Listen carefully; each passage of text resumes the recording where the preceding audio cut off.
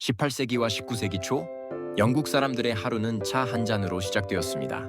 안개 낀 런던의 아침에도 시골 저택의 오후에도 따뜻한 찻잔이 손에서 떠나지 않았죠. 당시 영국은 물 사정이 좋지 않았습니다. 끓여 마시는 차는 안전했고 향기로웠고 무엇보다 사람들의 마음을 편안하게 해주었습니다. 그런데 그 차는 어디서 왔을까요? 모두 머나먼 동쪽의 거대한 제국, 바로 청나라에서 왔습니다. 당시 세계에서 차를 대량으로 공급할 수 있는 거의 유일한 나라였죠.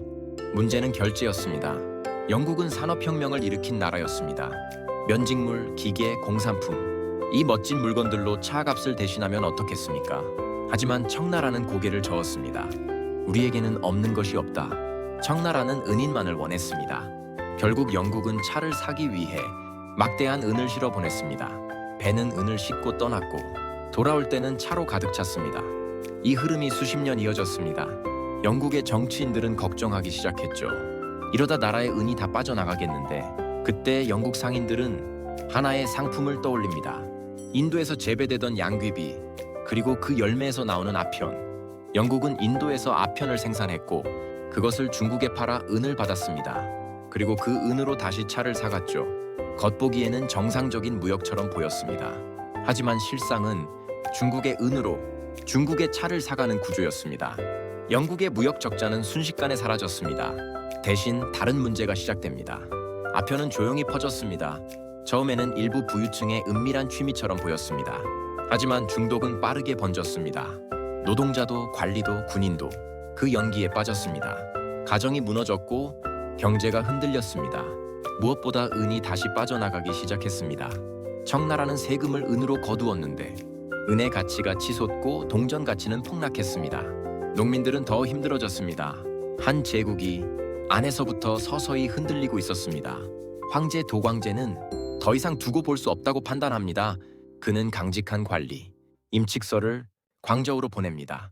임칙서는 도착하자마자 단호하게 말합니다. 아편을 모두 내놓으시오.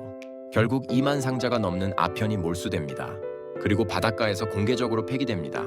23일 동안 이어진 폐기 작업, 백성들은 환호했습니다. 하지만 영국은 분노했습니다. 런던에서는 격렬한 논쟁이 벌어졌습니다. 젊은 의원 윌리엄 글래드스턴은 이 전쟁은 부당하다고 주장했습니다. 하지만 강경파 외무장관 파머스턴 자장는 국가의 명예와 자유무역을 내세웠습니다. 결국 1840년 영국 의회는 전쟁을 승인합니다. 영국 함대는 중국 해안에 도착했습니다.